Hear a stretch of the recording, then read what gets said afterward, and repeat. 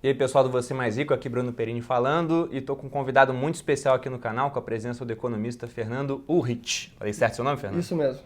O Fernando ele é mestre em economia pela Escola Austríaca e é conselheiro do Instituto Von Mises Brasil e além disso também trabalha agora na XDEX e é um dos maiores especialistas, na minha opinião, talvez ele discorde, né, pela modéstia, em criptomoedas aqui no Brasil. E eu trouxe o Fernando para cá para que a gente possa bater um papo sobre isso. Fernando, fala um pouco da sua história com criptomoedas para o pessoal. Claro, sem dúvida. Sem dúvida que eu discordo do maior especialista, porque nesse mercado, como vários mercados, mas esse talvez que seja um que começou tem pouco tempo, Sim. Acho que eu me considero mais um grande curioso, um estudante dedicado, porque desde 2013 foi quando eu comecei a olhar esse mercado e foi até inicialmente com grande ceticismo, né? Eu sempre digo, o ceticismo inicial ele é muito salutar, é importante que tenha. E eu em 2012 já tinham me perguntado, pô, e esse tal de Bitcoin, o que você acha? E eu ignorava total, eu dizia, cara, isso aqui é sei lá, dinheirinho de Farmville, de internet, não vai dar em nada. Mas em fevereiro de 2013 eu resolvi estudar de fato e aí separei um fim de semana para tanto o white paper do Bitcoin, que é a primeira vez que eu li, não entendi bulhufas, aliás, demorei alguns meses para entender. Você não era ligado a essa parte de computação, de programação? Nada. Assim, sempre fui ligado à computação como hobby, jogo de computador, montava computador até quando era adolescente, mas não era minha praia, então programação eu não entendia. Mas aí eu separei alguns artigos escritos por economistas para tentar entender o Bitcoin. Isso foi em fevereiro de 2013. E quando eu entendi, cara, assim, foi de arrepiar, cara. Eu caí da cadeira e foi espetacular. E desde então eu segui estudando, pesquisando, escrevi alguns artigos para o Instituto Von Mises. Publiquei o livro aí em 2014, um ano depois, está aqui, Bitcoin, a moeda na era digital, que inclusive quem lê o livro, como o Bruno agora, até a pegada no livro sempre foi muito mais sob a ótica do economista, da ciência econômica, como é que a gente pode analisar esse bicho novo? Será que realmente tem sentido, tem fundamento, isso pode levar a algum lugar ou não? Esse foi o meu objetivo principal ao escrever o livro. Não, e o livro é muito bom, eu li recentemente.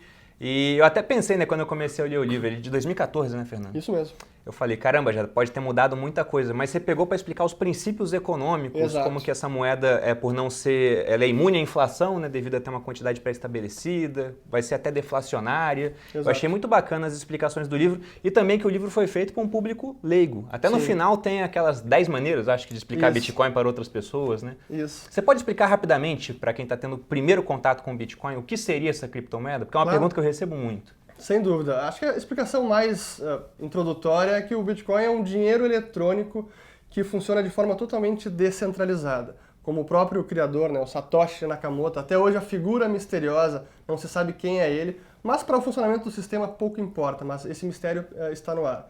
Mas ele definiu, ele intitulou o Bitcoin um sistema de dinheiro eletrônico P2P. E o P2P que é o peer-to-peer, então significa de ponto a ponto, onde não há uma autoridade central responsável pelo funcionamento, pela segurança do sistema, e que à primeira vista é o que todo mundo se pergunta, pô, mas como pode? Se não há ninguém por trás do sistema, uma autoridade final, quem é o responsável? Quem é que manda nisso? Quem é o dono do sistema? E realmente não há. Mas embora isso seja a verdade, não há essa autoridade central, isso na verdade é a fonte de resiliência e de segurança do sistema, porque todos os participantes da rede, essa que é a parte realmente genial e brilhante, todos os participantes eles estão constantemente auditando tudo que acontece na rede e fazendo com que as regras do protocolo sejam cumpridas à risca.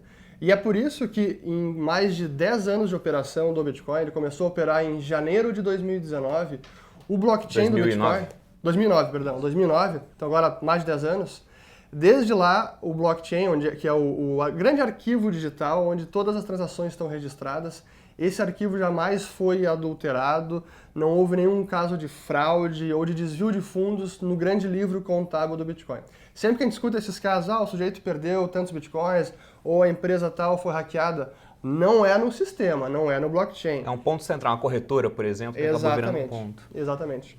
Teve até recentemente o caso do Canadá, né, que o dono da corretora morreu e ele que tinha senhas, mas é porque a gente pegou um sistema que ele em si, ele é antifrágil naturalmente. Exatamente. E tem esses pontos centrais onde as pessoas ficam negociando. Então esses pontos têm certa fragilidade. E muita gente está acostumado só a comprar e vender Bitcoin por corretora. Sim. Mas a verdade é que eu posso fazer uma transação hoje com alguém que está morando no Japão.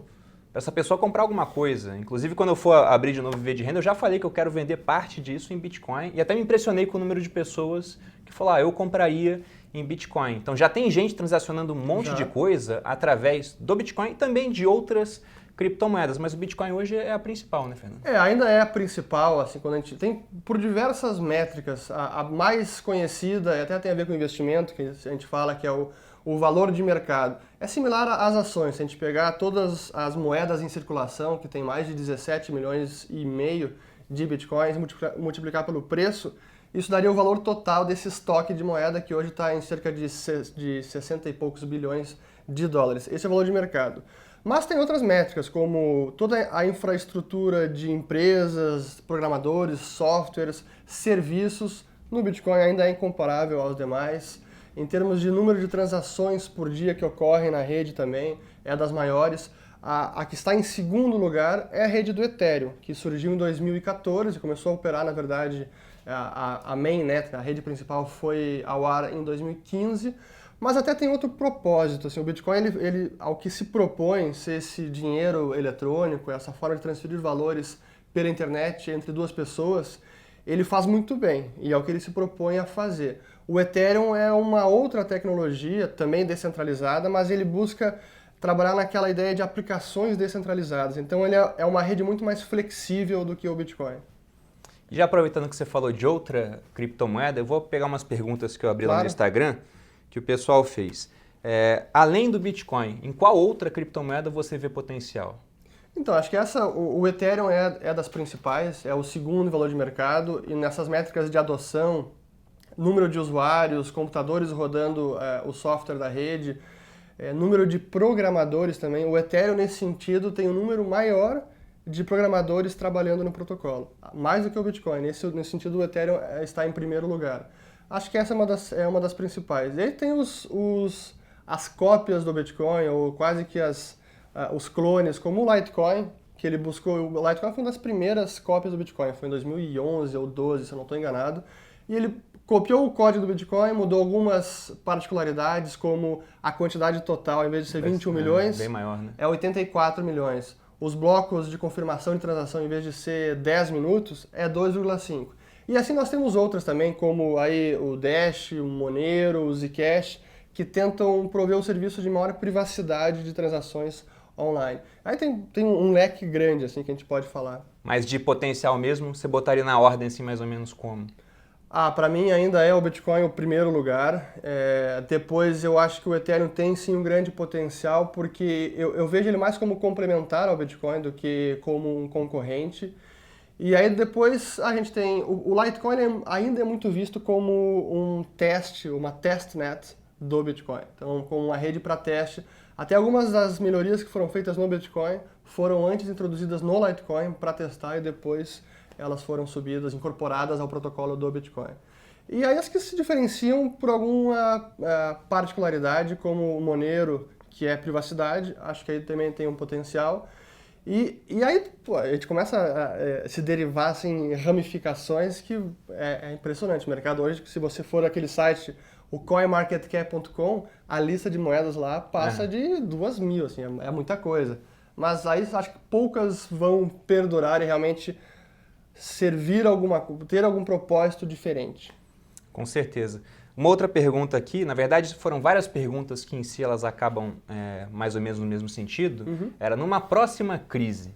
Sim. Você acha que essas criptomoedas, principalmente o Bitcoin, as pessoas vão procurar isso como um ativo para segurança ou que é uma mania que pode vir a passar? E aí, para responder isso, eu queria que você falasse até como que surgiu o Bitcoin, naquele primeiro post ali do Satoshi Nakamoto, quando que foi, você citou a data? Eu acho que essa pergunta ela é fundamental e eu me pergunto ela quase que todos os dias.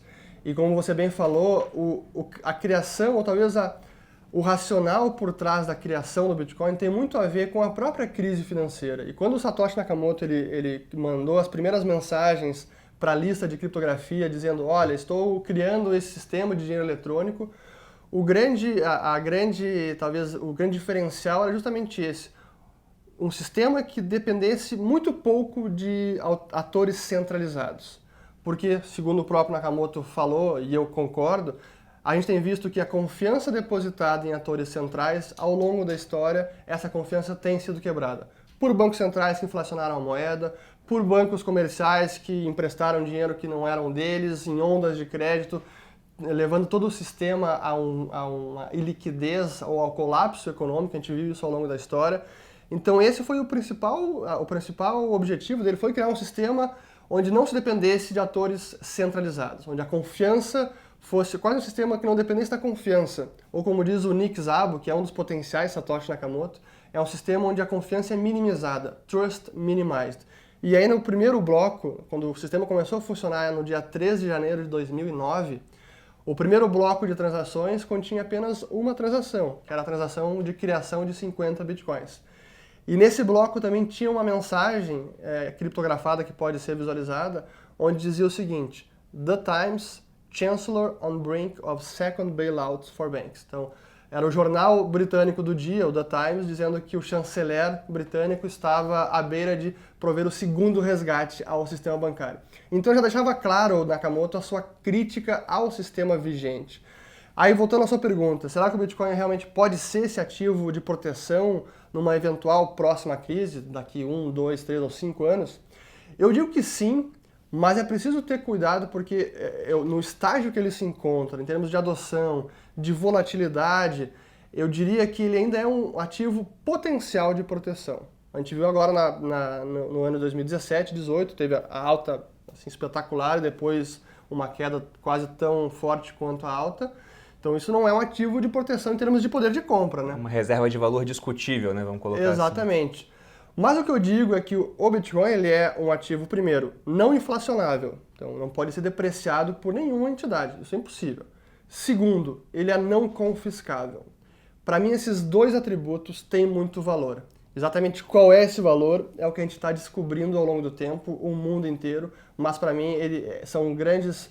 as principais características que cada vez mais vão ser percebidas como valiosas, especialmente numa crise.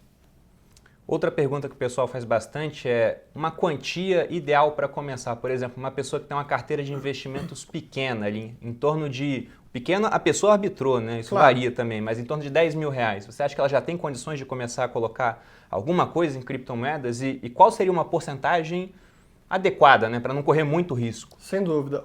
Na verdade, o montante mínimo praticamente inexiste. Assim, você pode negociar até com poucos reais, comprar poucos reais em Bitcoin. Então esse limite não existe. Vai pelo apetite de risco de cada um.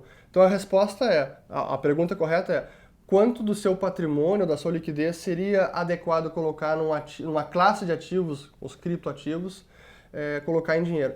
Eu acredito que, no máximo, para quem ainda está começando, não conhece muito bem, quer botar um pé nesse mercado, eu acho que no máximo 5% da sua carteira, da sua liquidez de investimento, do seu portfólio, em criptoativos. Porque ainda há muita volatilidade. Eu sempre digo, né, se a pessoa começou a investir em criptoativos, está olhando o preço todo santo dia, se cair 20%, começa a perder o sono e acorda de madrugada para ver preço, está fazendo errado. Então, aí já dá para ver que colocou mais do que poderia, Sim, ou precisa do dinheiro no curto prazo, ou é um dinheiro que não poderia investir, então é preciso sempre prudência.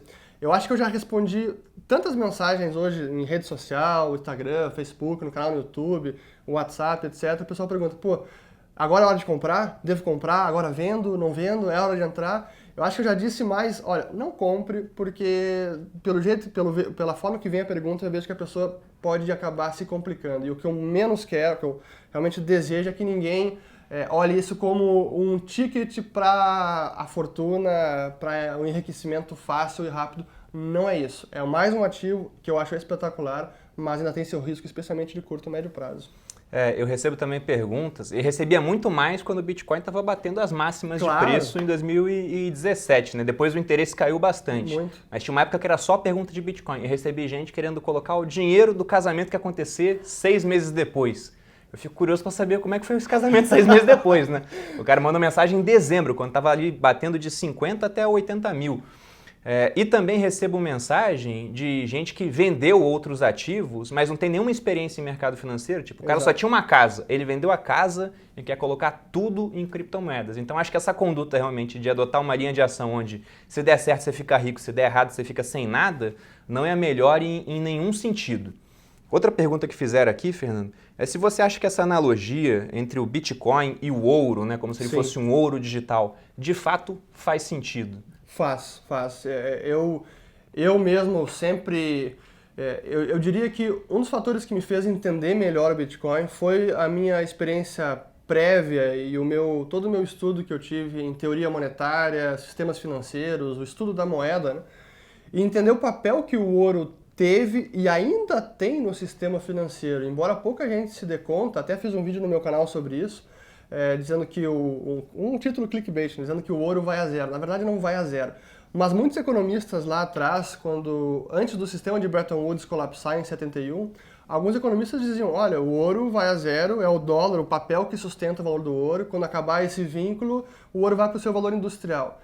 E não, porque realmente o ouro ainda é o único ativo que não é passivo de ninguém. É o ativo que em tempos de crise ou quando há algum evento não previsto, é quase que uma pólice de seguro. E é por isso que todos os bancos centrais, ainda assim, depois de quase 50 anos do fim de Bretton Woods, ainda têm praticamente o mesmo nível de reservas em ouro. É por essas características. E o Bitcoin ele reúne muitos dos atributos do ouro, como não inflacionável, ele é escasso pela sua natureza matemática, né, pelo seu próprio protocolo. Ele é muito similar nesse sentido. Mas eu vejo que ele é até superior em outros, como a questão de custódia, de transferência, transportar ouro. Imagine no passado, quando as nações, né, os bancos centrais, os governos, faziam as liquidações das diferenças no balanço de pagamentos. O pessoal realmente pegava uma quantidade absurda de ouro, barras de ouro, botava aquilo dentro de um caminhão, depois dentro do navio e atravessava o oceano com um cargueiro de ouro. Cara, é uma insanidade. A gente olha, então, um sistema como o Bitcoin, que ele é incorpóreo, ele é intangível, porque é puramente digital. Pô, ele tem na minha análise que eu faço, ele tem esse potencial até de desempenhar um certo ativo final de liquidação entre países, que hoje a gente não tem mais isso, né? É engraçado que a gente vive no sistema de moedas estatais, todas as moedas são passivos do seu banco central ou dos seus governos, não são mais resgatáveis em ouro e elas podem ser inflacionadas. Então isso gera uma série de desequilíbrios no mundo globalizado, como o acúmulo de dólares no mundo inteiro, essas diferenças de balanço de pagamentos que nunca são liquidadas, né? É por isso que os Estados Unidos hoje é o maior devedor líquido da história. Todo mundo está emprestando dinheiro para os Estados Unidos. Enfim, mas resumindo, sem dúvida que eu vejo o Bitcoin como esse potencial ouro digital, sim, um ativo não inflacionável, não confiscável e para a era da internet, que é onde a gente vive hoje, né? Não, e o bacana do Bitcoin, por exemplo, fazendo essa analogia com o ouro, transportar 1 litro de ouro, né? 1 litro de ouro tem 13 quilos. Então uma caixa de leite de ouro, imagina andar com isso, 13 quilos. E sem falar que o ouro também é difícil, como ele é muito caro, fazer uma transação com pequenos valores, assim. Porque 1 grama de ouro está uns R$160 hoje, né? Exatamente. E menos de 1 grama seria o quê? Uma quantidade ínfima, não dá nem para transportar direito isso. Exato, esse é outro atributo que o Bitcoin é superior. Como ele é eletrônico, ele é perfeitamente divisível. O ouro não, você não consegue fracionar abaixo de 1 grama, é impraticável, né? Então fica mais complicado. E uma outra pergunta aqui que aparece bastante, e quase sempre essa pergunta aparece porque as pessoas ainda têm aquela ideia de que o nosso dinheiro é representativo, né? Sim. De que o real está representando o ouro guardado no Banco Central, né? E não existe mais isso. E as pessoas ficam confusas. Qual é o lastro das criptomoedas? Como se o nosso dinheiro atual tivesse lastro. Exato. O que você pode falar sobre isso, Fernando? Essa é a grande pergunta que normalmente vem de economistas, do pessoal que estuda economia. E que, como você bem disse, hoje as moedas nacionais, o papel moeda, não tem mais lastro no sentido de ser representativo de algum metal. Ninguém pode resgatar, seja o dólar ou o real, um peso específico de ouro. O dinheiro não representa mais isso. Embora alguns bancos centrais tenham reservas em ouro nos seus ativos, ninguém pode resgatar esse ativo e trocar o dólar pelo ouro.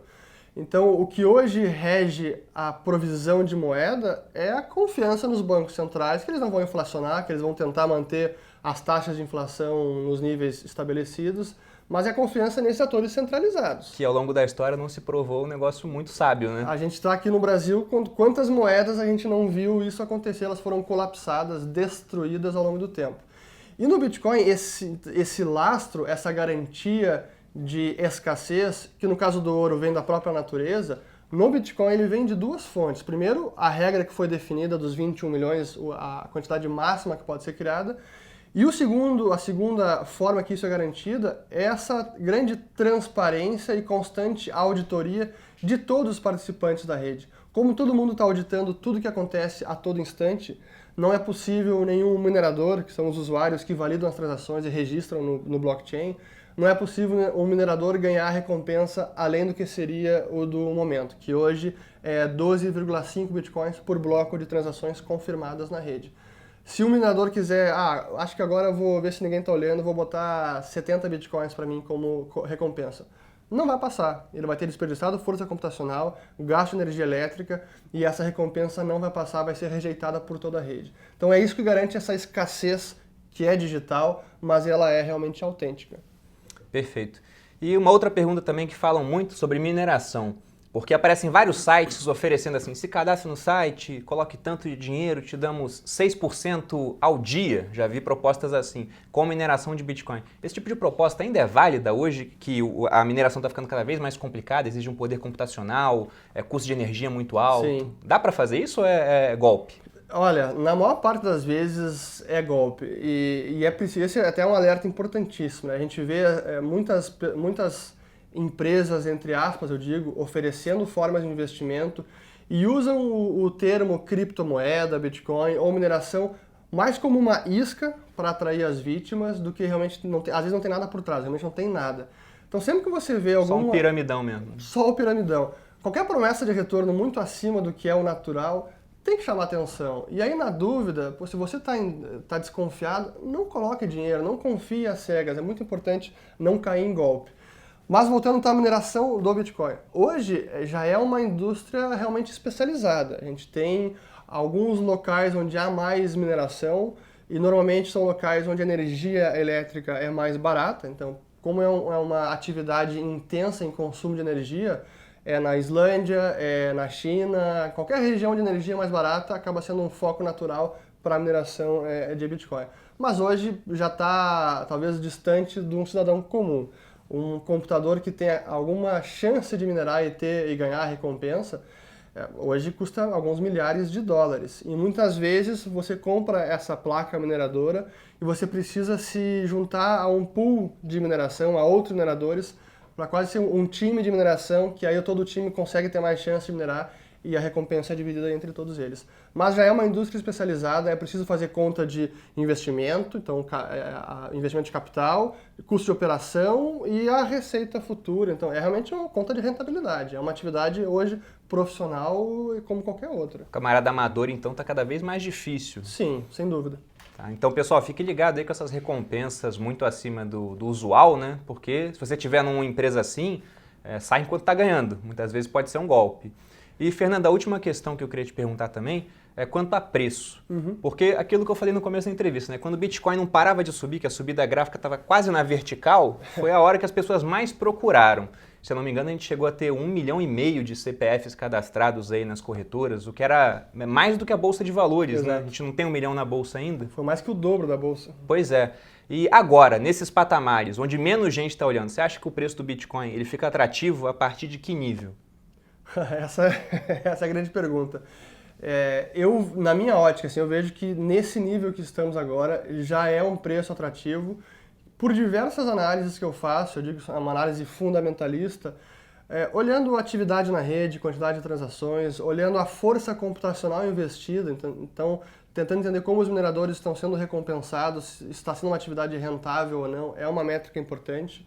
E eu comparo sempre o valor de mercado com a força computacional investida, a quantidade de transações em volume financeiro, então em dólares, como isso está se comportando. Então essas são algumas métricas. A própria média móvel de 200 dias eu costumo olhar também. Então, por diversos fatores e análises que eu faço, para mim já está num patamar atrativo. Mas, de novo, não é para o cara sujeito botar, então agora porque está atrativo, vou colocar tudo agora. O cara vê esse vídeo, vende a casa e bota lá tudo. Exato. Né? Nunca dá para encarar como uma aposta binária, assim, se der certo, vou me aposentar, se der errado eu vou quebrar. Não pode ser assim. Então, não apenas aquela alocação de no máximo 5%, ou talvez menos, depende do risco de cada um, que cada um queira tomar, mas também a forma de entrada, né? Você ter, normalmente o preço médio é a melhor maneira de você diluir esse risco de você entrar num ponto que pode ser, pô, agora pode estar num patamar bom, a gente está gravando esse vídeo, está em cerca de 15 mil reais. Mas pode ser que na semana que vem aconteça algum evento, algum problema não previsto e o preço caia para 12 mil. Pô, o sujeito viu aqui 15 mil, colocou tudo em 15 mil, pô, você falou que era bom, não dá para fazer dessa maneira. Então, se você coloca um pouco agora, no próximo mês, coloca um pouco mais, no mês seguinte um pouco mais, e você vai espaçando no tempo as suas entradas até montar essa alocação ótima nesse ativo. Que a gente já falou que uns 5% da carteira estaria de bom tamanho, né? Sim. Fernando, então como é que as pessoas conseguem te achar em rede social? Porque você passa muito mais conteúdo sobre criptomoeda. Deixa aí o canal, Sem dúvida. Instagram. Então, no meu canal no YouTube, é só googar meu nome lá, procurar Fernando Urrich, vai encontrar o canal, já tem mais de 200 vídeos, não apenas sobre Bitcoin, mas principalmente, eu consigo explicar muitas facetas da tecnologia. No Instagram, urrich.fernando, e no Twitter, Fernando Urrich. E no Facebook também, então eu tento estar ativo em quase todas. E LinkedIn também, hoje em dia é tanta coisa, né? Os links vão estar todos aqui na descrição, pessoal, para facilitar. E deixo também aqui o convite quanto ao livro, né? Porque é muito bom realmente, escrito de uma maneira incrivelmente didática. Não sei se tinha te passado esse feedback ainda. Ainda não. Mas gostei bastante, viu? Legal. Parabéns pelo livro. Está disponível na Amazon, né? Ele está disponível na Amazon, no Kindle, na versão impressa, mas quem quiser também economizar, o PDF dele é gratuito, basta entrar no site do Instituto Mises, que é mises.org.br, e pode baixar o PDF gratuito. E também, olha, se você tem dúvidas sobre Bitcoin, se começar a ler sobre liberalismo, as dúvidas acabam, né? Sem dúvida. Para ver como é que esse ativo realmente tem valor. Fernando, muito obrigado pela presença. Eu que agradeço demais. Obrigado, viu? Bruno. Gente, espero que tenham gostado do vídeo. Se você gostou, se inscreva aqui no meu canal, se inscreva no canal do Fernando, nos acompanhe nas redes sociais. E é isso. Um grande abraço e até a próxima.